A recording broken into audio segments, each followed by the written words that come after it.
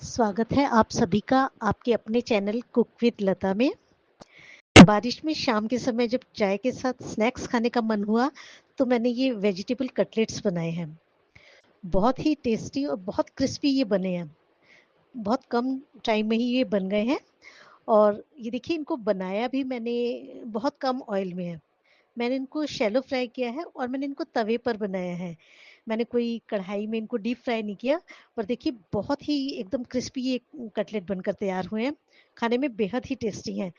और इन्हें बनाने के लिए मेरे पास ये 2 आलू रखे हुए थे उबले हुए। मैंने इन्हीं का इस्तेमाल किया है। और साथ ही 3-4 हरी मिर्च और थोड़ी-सी वेजिटेबल्स भी ली हैं मैंने। तो पहले आलू को छील लेंगे। देखिए, आलू बिल्कुल एकदम ठंडे हैं। तो हल्का-सा देखिए इस तरीके से कट लगा के फिर आलू को छीलिए तो बड़ी जल्दी और बड़ी आसानी से इस तरीके से छिल जाते हैं ये। और ये आलू थोड़े से हार्ड भी हैं, बहुत ज़्यादा उबले हुए नहीं हैं, हल्के से हार्ड है। आप इनको दबा कर देखिए, तो देखिए थोड़े से हार्ड ही हैं, ओवर बॉयल नहीं किया इनको। तो अगर इस तरीके से जब हम आलू को उबले हुए आलू लेते हैं थोड़े से हार्ड, तो हमारे जो कटलेट्स हैं वो ज़्यादा क्रिस्पी बनते हैं। छिल गए हैं, अब इनको हमें मैश करना है। तो या तो आप कोई मैशर ले लीजिए मैश करने के लिए, या फिर आप कोई कटोरी ले लीजिए भारी तली की, उससे मैश कर लीजिए। पर मैंने इनको कद्दूकस किया है। ये जो बिल्कुल बारीक जाली वाला कद्दूकस होता है जिससे हम अदरक कसते हैं चाय के लिए, वो वाला कद्दूकस लिया है। और इससे मैंने इन दोनों आलूओं को इस तरीके से कद्दूकस कर लिया। और देखिए, थोड़े से बहुत आलू थोड़े से हार्ड है तो बहुत अच्छे से ये एकदम कसे गए हैं। और हम इनको अलग से मैश करने की कोई ज़रूरत भी नहीं है। अब इसमें हम थोड़ी-सी वेजिटेबल्स ऐड कर लेंगे। तो ये 3 हरी मिर्च थी, इनको मैंने बिल्कुल बारीक काट लिया है, इनको डाल देते हैं। और एक मीडियम साइज़ का प्याज लिया है, इसको भी देखिए बिल्कुल एकदम बारीक चॉप कर लिया है। आप प्याज डाल रहे हैं तो प्याज को बिल्कुल बारीक काट के ही डालिए। और थोड़े से मेरे पास मटर रखे हुए थे, उबले हुए मटर के दाने हैं, 2-3 चम्मच के करीब ये, इनको डाल दिया है। एक पीस पनीर का था, इसको भी मैंने बिल्कुल बारीक काट लिया है छोटे-छोटे पीसेज़ में। और खूब सारा हरा धनिया, ये ताज़ा हरा धनिया है, इसको डालिए, इससे टेस्ट बहुत अच्छा आता है। अब थोड़े से मसाले डाले हैं, चौथाई चम्मच नमक, चौथाई चम्मच लाल मिर्च पाउडर, भुना जीरा पाउडर और चौथाई चम्मच गरम मसाला, आधी चम्मच अमचूर पाउडर, आप चाहे तो चाट मसाला ले लीजिए। और 2 चम्मच मैंने इसमें ये ब्रेड क्रम्ब्स डाले हैं। थोड़े दिन पहले मैंने दही के गोले बनाए थे, तो जो ब्रेड थी साइड की वो काफ़ी सारी बच गई थी। ब्राउन ब्रेड मैंने यूज़ की थी, तो उसकी जो कटिंग थी उसको मैंने मिक्सी में डाल के उसको अच्छे से पीस लिया था। और फिर हल्का सा उसको सेक लिया था। और फिर मैंने उसको फ्रिज में रख दिया था एक बॉक्स में। तो देखिए, इस तरीके से ये ब्रेड क्रम्ब्स मैंने 2 चम्मच डाले हैं, इनको मिक्स कर लेंगे। तो जो आलू हैं, मटर, प्याज, इनका जो मॉइस्चर है, ये ब्रेड क्रम्ब्स जो है ये सोख लेंगे। और देखिए, हमें कटलेट बनाने के लिए जो मिक्सचर चाहिए वो इस तरीके का एकदम ड्राई हो। हल्के हाथ से इसको मिक्स करेंगे ताकि ये बिल्कुल ड्राई रहे। देखिए, आप इसको बांध के देखिए हाथ से, बिल्कुल ये सूखा होगा तभी हमारे कटलेट अच्छे बनेंगे। और थोड़े से ड्राई फ्रूट्स लिए मैंने, इनको काट लिया है, काजू और किशमिश, इनको भी थोड़ा सा बारीक काट लिया है। अब कटलेट बना लेते हैं। तो देखिए, थोड़ा सा मिश्रण आप हथेली पर इस तरीके से रखिए और थोड़ी सी कोशिश करिए कि जो मटर के दाने हैं और जो ड्राई फ्रूट्स हैं वो कटलेट के बीच में आए। देखिए, इस तरीके से इनको बिल्कुल सेंटर में रखेंगे और फिर इसको बिल्कुल एकदम इस तरीके से बंद कर देंगे, सील कर देंगे चारों तरफ से। देखिए, इस तरीके से। और थोड़ा सा हाथ से इसको थोड़ा टाइट दबाएंगे ताकि ये बहुत अच्छे से बाइंड हो जाए हमारे जो आलू हैं। देखिए, इस तरीके से। और आप जो भी शेप के कटलेट बनाना चाहें उसमें बना लीजिए। मैंने देखिए थोड़े ये सिलिंड्रिकल बनाए हैं, तो आप पहले इस तरीके से एक बार थोड़े से बना लीजिए और फिर बाद में इनको अच्छे से शेप दे लीजिए। बस आपने ये ध्यान रखना है, देखिए बहुत ज़्यादा एकदम मिक्सचर मत लीजिए। जितने आपने छोटे या बड़े कटलेट बनाने उस हिसाब से लीजिए। और मटर और ड्राई फ्रूट्स ये बिल्कुल बीच में आए, इस तरीके से आप इसको जब बंद करेंगे कटलेट को, इस तरीके से करिए। क्योंकि अगर मटर के दाने बाहर की साइड पर रह गए तो फ्राई करते समय ये थोड़े से कई बार फट जाते हैं ऑयल में। और ऐसे ही यदि ड्राई फ्रूट्स बाहर की साइड पर रहे तो किशमिश है वो जल जाती है। तो उससे टेस्ट खराब हो जाता है एक तो कटलेट्स का, और देखने में भी अच्छे नहीं लगते, थोड़ी ब्लैक कलर की हो जाती है किशमिश जब फ्राई करते हैं तो देखिए इस तरीके से आप बना लीजिए। मेरे इस मिश्रण से ये 6 कटलेट्स बने हैं। मैंने थोड़े बड़े साइज़ के बनाए हैं।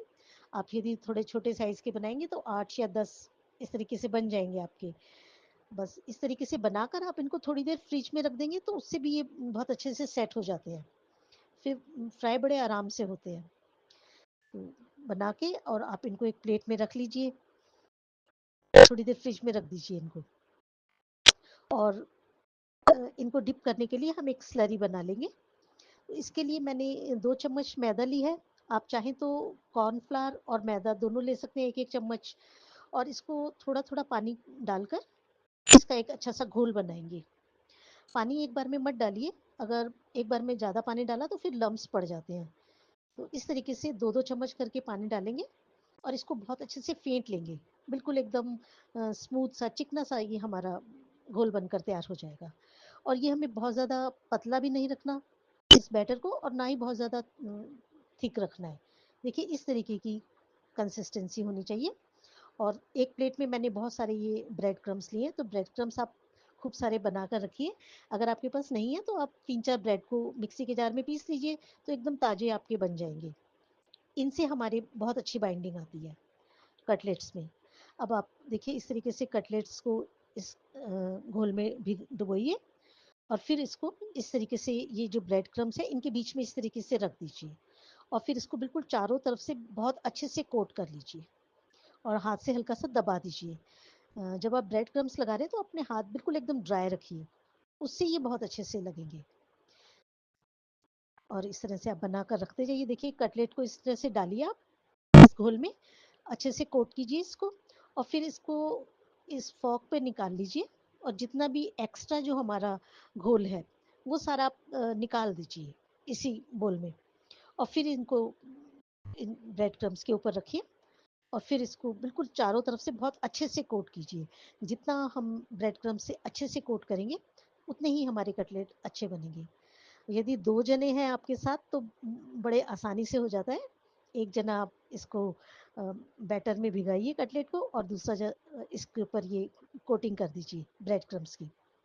और यदि आप कोई पार्टी कर रहे हैं तो आप 2-3 दिन पहले बनाकर इस तरह से कटलेट्स को कोट करके रख लीजिए, और फिर किसी एयर टाइट बॉक्स में रखें, इनको फ्रीज़र में रख दीजिए। ये बिल्कुल ख़राब नहीं होंगे 4-5 दिन तक। और जब आपने खाने हो तो आप इनको फ्राई कर लीजिए। अब देखिए मैं इनको शैलो फ्राई कर रही हूँ, तो मैंने तवे पर 3-4 बड़े चम्मच ऑयल लिया है, और इसको मैंने बहुत अच्छे से गर्म कर लिया। मीडियम हाई फ्लेम पर बहुत अच्छे से ऑयल को गर्म करना है जब हमने कटलेट्स ऑयल में डालने हैं। इस बात का आप ध्यान रखिए, ऑयल ठंडा नहीं होना चाहिए। और एक बार डाल के इनको सिकने देंगे। और अब इधर इनके ऊपर की साइड पर भी देखिए कड़छी से इस तरीके से एकदम बिल्कुल गर्म जो ऑयल है ऊपर की साइड पर भी डालेंगे, तो हमारे ये दोनों तरफ से बिल्कुल एकदम क्रिस्पी हो जाएंगे। आप ये ध्यान रखिए जैसे हम कटलेट डाल रहे हैं तो ऑयल बहुत गर्म होना चाहिए, तो ये एकदम बिल्कुल बिखरेंगे नहीं हमारे जो कटलेट हैं। फिर आप हल्का सा इनको देखिए, टच करके देखिए, और अब इनको ध्यान से हल्के से पलट दीजिए। कटलेट्स को बहुत जल्दी जल्दी और बार बार नहीं पलटना हमें। बस आपने एक बार कटलेट डाल दीजिए, उनको सिकने दीजिए। जब वो नीचे से क्रिस्पी हो जाएं तो आप ऊपर से भी इनके ऊपर ऑयल डालते रहिए, और फिर जब ये नीचे से सिक जाए उसके बाद ही पलटिए। और देखिए ऊपर से दोनों तरफ से दूसरी बार भी डाल दीजिए, क्योंकि हम इनको शैलो फ्राई कर रहे हैं, तो दोनों तरफ से बहुत अच्छे से कलर आ जाए इनके ऊपर। अच्छा गोल्डन कलर आने तक इनको सेकना है हमें। अब इनको एक बार चेक कर लेते हैं। बहुत ज़्यादा डार्क मत करिए कलर, और जब ये सिकने लगे उसके बाद फिर आप मीडियम कर लीजिए गैस की फ्लेम।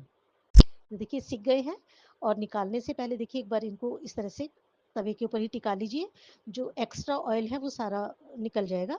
और फिर इनको इस तरीके से आप किसी टिश्यू पेपर पे इस तरह से रख लीजिए, किसी नैपकिन पर निकाल लीजिए, तो जितना भी ऑयल है ये हमारा टिश्यू पेपर है ये एब्जॉर्ब कर लेगा।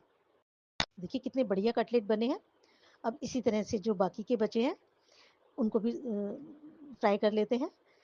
तो इनको भी देखिए जब डाल रहे हैं तो मैंने गैस की फ्लेम हाई कर दी है, और जब ये जैसे हल्के से सिकने लगेंगे तो कड़छी से देखिए इस तरीके से ऊपर की लेयर पर भी इस तरीके से हम डालेंगे ऑयल को।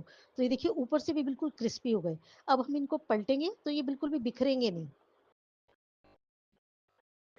हमारे जो कटलेट जो हमने इनका मिश्रण बनाया था वो बिल्कुल अच्छा होना चाहिए, तभी हमारे कटलेट अच्छे बनेंगे। अब इनको देखिए इस तरीके से सावधानी से पलटते रहेंगे और दोनों तरफ से बिल्कुल अच्छा सा गोल्डन कलर आने तक इनको सेकेंगे। देखिए सिक गए हैं ये भी। एक बार और पलट लेते हैं और निकालने से पहले इनका जो ऑयल है वो थोड़ा सा कटलेट को साइड में दबाकर निकालेंगे। अब देखिए ऑयल बिल्कुल सारा ऐसे ही बचा हुआ है हमारा, बहुत कम ऑयल में ये बने हैं और बिल्कुल ड्राई हमारे कटलेट्स बने हैं। देखिए इनको भी निकाल लेते हैं। ये देखिए बन गए हैं हमारे कटलेट, बहुत अच्छे बने हैं। तो अब इनको निकाल लेते हैं प्लेट में। देखिए आपको देखने से ही पता लग रहा होगा कितने बढ़िया एकदम कटलेट बने हैं। और मैंने थोड़े बड़े साइज के बनाए हैं, आप चाहें तो थोड़े छोटे साइज के बना लीजिए। ये देखिए मैं आपको दिखाती हूँ कितने क्रिस्पी हैं, आपको पता लग रहा होगा। मैं आपको काट कर दिखाती हूँ एक कटलेट को। ये देखिए कितने क्रिस्पी हैं और अंदर ये इनमें वेजिटेबल्स, पनीर और ड्राई फ्रूट्स बिल्कुल भरे हुए हैं। इन्हें आप टमाटो केचप के साथ खाइए, चटनी के साथ, या हरी चटनी बनाइए, बहुत अच्छे लगते हैं हरी चटनी के साथ भी। बनाने बड़े आसान हैं और बहुत जल्दी बनकर ये तैयार हो जाते हैं। आप भी बनाइए ये कटलेट, बस थोड़ी सी बातों का ध्यान रखिए। एक तो जो मिक्सचर बना रहे हैं वो बिल्कुल ड्राई रखिए। अगर आपको थोड़ा लगता है गीला है मिक्सचर तो उसमें एक दो चम्मच आप ब्रेड क्रम्स हैं वो और ऐड कर लीजिए। बिल्कुल ड्राई होना चाहिए। और जब कटलेट्स बना रहे हैं तो कोशिश करिए कि जो वेजिटेबल्स हैं और ड्राई फ्रूट्स हैं वो कटलेट के बिल्कुल बीच में रहे, सेंटर में रहे, बाहर की साइड पर नहीं रहे। उससे फिर वो फटेंगे नहीं कटलेट्स हमारे और ड्राई फ्रूट्स जलेंगे नहीं। और बार बार जल्दी जल्दी मत पलटिए कटलेट्स को, एक बार डाल दिया सिकने दीजिए। जब वो एक तरफ से सिक जाए तभी आप इनको पलटिए और गोल्डन कलर आने पर आप निकाल लीजिए। बहुत ज़्यादा कलर को डार्क मत कीजिए और एक बार पलट के फिर मीडियम फ्लेम पर आप इनको फ्राई कीजिए, उससे ये अंदर से भी बहुत अच्छे सीख जाएंगे।